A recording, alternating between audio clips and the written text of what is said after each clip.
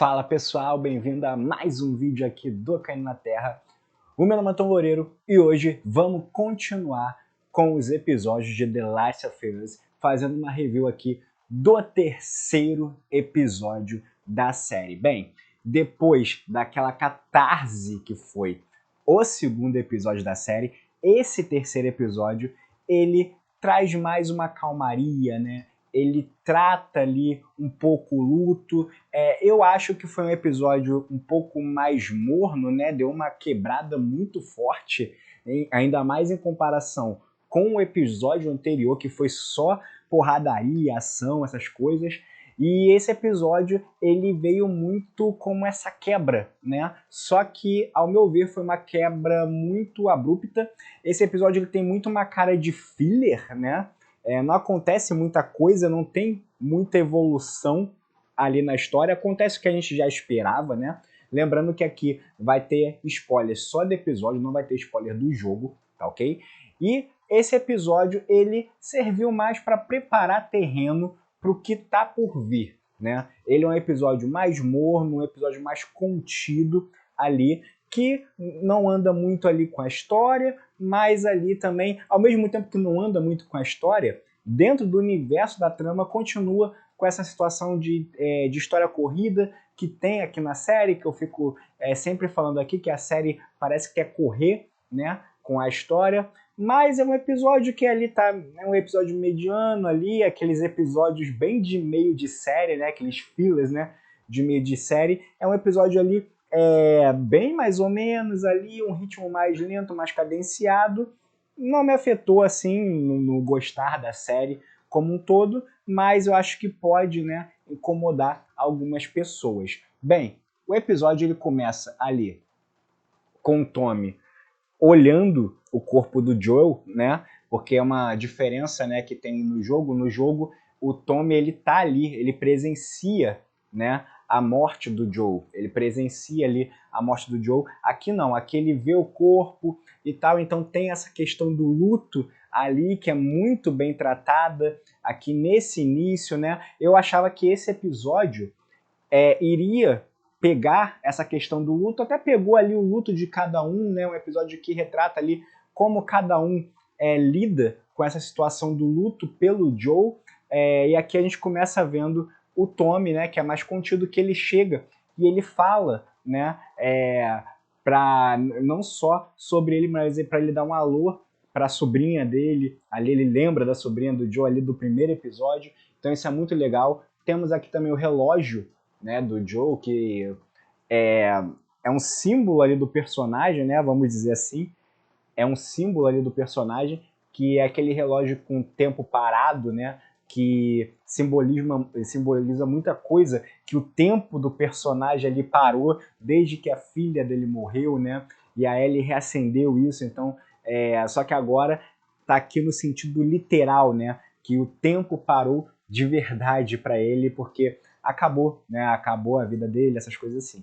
E aqui a gente segue também o outro lado do luto, que é o luto nos olhos da Ellie, né? Que a Ellie ali, ela tá ali traumatizada, ela fica vendo o tempo inteiro ali, fica tendo visões da imagem ali do Joe morrendo, né? E ali ela fica ali no hospital, tá sendo tratada, e ela tem esses devaneios ali com o Joe, que essa cena inicial é uma atuação muito boa da Bella Ramsey, né, que eu gostei. Esse episódio, ele tem apesar de ser mais cadenciado, ele tem uma fotografia muito bonita, ele tem uns momentos muito bons ali de atuação e tal, embora seja um episódio sem ação nenhuma, ele tem esses momentos muito bons. E aqui a gente é apresentado a abertura nova, né, que não tem mais o Joe, só tem ali a imagem da Ellie, que eu acho legal, né, que assim como em Game of Thrones, a HBO ela gosta de fazer essas aberturas diferentes ali, né, então eu achei muito legal essa abertura nova e tal, só com a Ellie ali, porque acabou, né, acabou a dupla, agora é só a Ellie seguindo sozinha. Passam-se 3 meses, tem um salto temporal de 3 meses, e a gente vê que a Ellie ainda está internada no hospital, e aquela psicóloga escrota lá vai, a sincerona, né, vai falar ali, a ex-esposa do Eugene, vai falar ali com a Ellie, né? E é uma coisa que, assim, a Ellie ela não tomou tanta pancada para ficar ali internada por 3 meses, né? Então dá a entender que foi uma coisa mais psicológica, digamos assim, né? Mas aí é uma coisa legal que é a psicóloga, você tá bem, você já superou essa questão do luto. Então esse episódio é muito em cima dessa questão do luto. E a Ellie, ela fala, ela mente, né? Ela mente, a psicóloga, e ela fala, não, eu superei e tal, né? Superou nada, ela tá com desejo de vingança, né? Ela só falou isso para ser liberada do hospital. E inclusive a psicóloga sabe disso.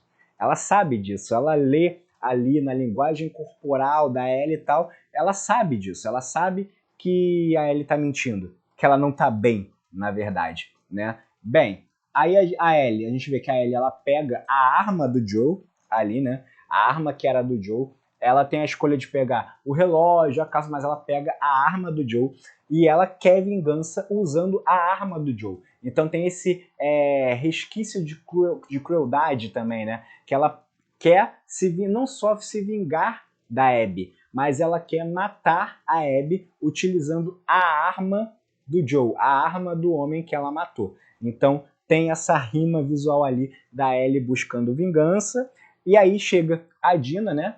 E a Dina ela confessa ali pra Ellie, e essa cena muito legal que tá elas separadas ali, uma cadeira vazia no meio, né? Que simboliza a ausência do Joe, né? E a Dina ela revela ali pra Ellie, primeiro ela fala que ela mentiu e tal, e ela revela que ela sabe quem são os pessoal, o pessoal que matou o Joe, sabe quem é a Abby, e sabe que eles fazem um grupo chamado Wolves, né, que são os lobos.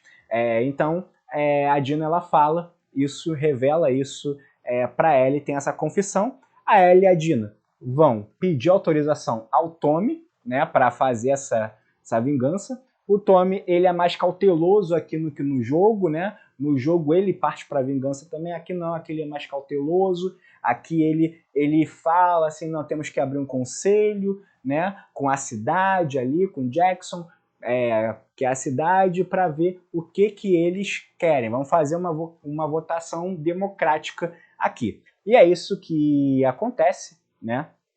Acontece a reunião ali da galera, né? E ali a gente vê o cara que é o homofóbico ali. Ele fica a favor da Ellie, tem esse desenvolvimento que tá sendo um desenvolvimento interessante do personagem, né? Que ele começa como homofóbico, como aquele cara preconceituoso, mas aí ele vai, né? Se adaptando ali, vai melhorando ali conforme vai passando os episódios, e aquele é a favor da Ellie aqui nesse conselho, né? E a gente vê a Ellie, né? Ela faz a leitura ali, né? De um texto que ela escreveu mais cedo, né? Que é tudo mentira. Basicamente ela fala que é a galera e tal, que é pela cidade, nada. O desejo é para ela tentar convencer, tanto que ela até escreve no papel, isso eu acho uma sacada legal, que ela escreve no papel o que ela quer falar, né? Então, porque é mentira, porque ela não tá falando de coração. Ela tem um roteiro ali, ela tá lendo o roteiro ali para tentar convencer a galera. Mas não dá certo, rola uma votação, a galera vota ali como não e tal, e aí que tem essa questão do luto também, que o luto, assim, enquanto tá muito pesado para Ellie, mesmo passando 3 meses, e pro Tommy também, pra Dina, pro resto da cidade, eles têm muito a perder ali, porque eles tiveram um ataque também há 3 meses atrás, e muita gente ali morreu, muitos entes queridos morreram nesse ataque.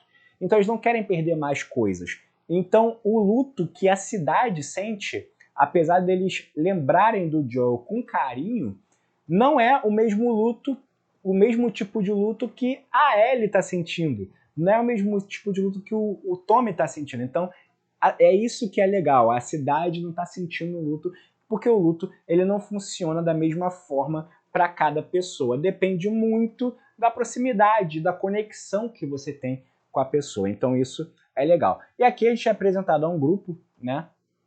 Que é os Serafitas ali, né?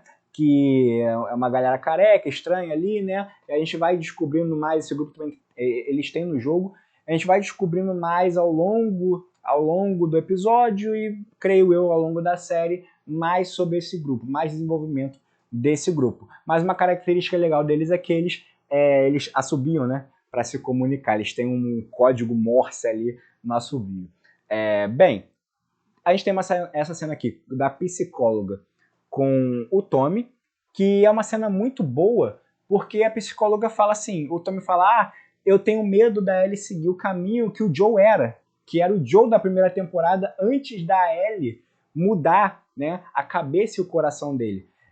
Ele fala, eu tenho medo da Ellie se tornar isso, uma pessoa com desejo de vingança o tempo inteiro e tal. E a psicóloga fala que isso é da personalidade da pessoa, né? Cada pessoa tem essa personalidade, tem essa coisa, a pessoa já nasce com isso, só tem que ter um gatilho para aflorar. Então tem muito sobre isso, né? Também nessa conversa dele com a psicóloga, e aqui a psicóloga revela que a Ellie mentiu realmente para ela, que ela sabia que a Ellie mentiu ali para Ellie. Então, aqui a Dina se junta a Ellie ela ia sair, né? Ia sair porra louca pra vingança, né? Ela ia sair, não, eu vou sair de qualquer jeito e tal. Mas a Dina, ela vai, se junta a Ellie, a Dina bola um plano, então a gente vê essa conexão das duas se formando aqui, enquanto a Ellie é muito impulsiva e muito pelo desejo de vingança, junto com o luto, junto com o sentimento dela tentar esconder os sentimentos dela o tempo inteiro, a Dina, ela já é o cérebro. Ela pensa, né? A Dina, ela já tem essa questão de pensar mais, de refletir mais, de bolar realmente um planejamento. Então, essa dinâmica entre as duas é uma coisa que está se formando e que está sendo muito legal de ver essa dinâmica entre as duas se formando, né? E, claro, elas recebem ajuda ali do cara do homofóbico ali, do preconceituoso, né? Ele dá uma arma, né, para Ellie, então a gente vê essa evolução, tá vendo aos poucos essa evolução desse personagem ali, né, para ele não sair como um total escroto igual é no jogo, né? Então tem isso também.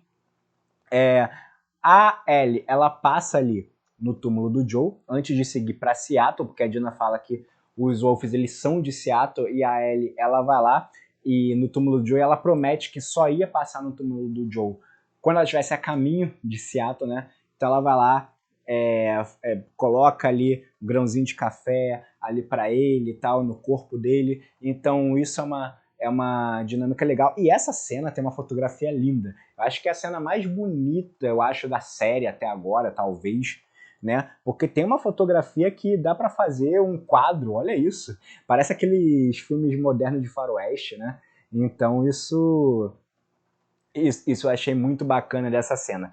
A gente tem aqui a Dina e a Ellie no acampamento, né? Elas acampam, começa a chover, e aí tem um diálogo que é igualzinho do jogo, né? Só que no jogo é em momentos diferentes, né? Aí acontece em um momento diferente, que pede a nota do beijo e tal, que tá assim, desenvolvendo esse clima entre as duas, mas a Dina revela que ela voltou ali com o Jesse, então tem todo esse clima de triângulo amoroso no ar, né? Então, mas a cena acaba não rolando nada muito além, né? No jogo acaba acontecendo, embora seja em um momento diferente, mas a cena segue, né?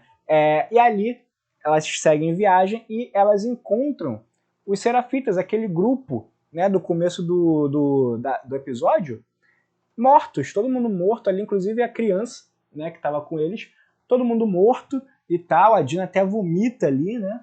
E a Ellie ali fica paralisada. Será que foram os Wolves que fizeram isso? Matando até criança, inclusive. É uma coisa que a gente vai descobrir nos próximos episódios, né? E aqui tem uma cena bonita que é tirada do jogo, né?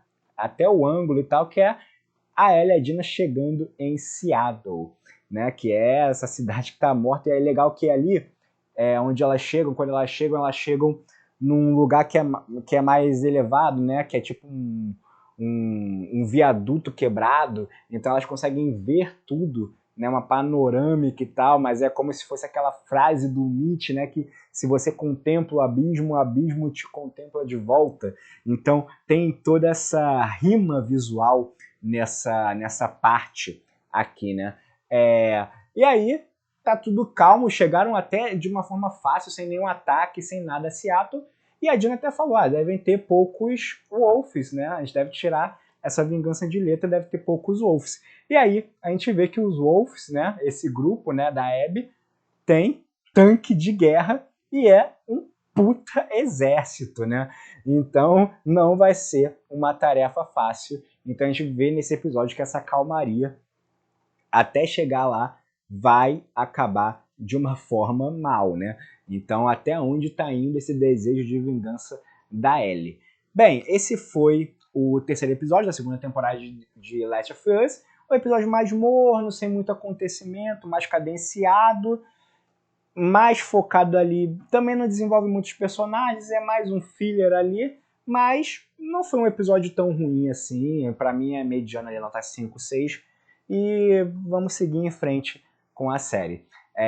O que você achou desse episódio? O que você está achando da série da segunda temporada até aqui? Comenta aqui embaixo, também deixa o like, se inscreva no seu canal e compartilhe o vídeo com os seus amigos. Eu vou ficando por aqui, meu nome é Tom Loureiro e até a próxima!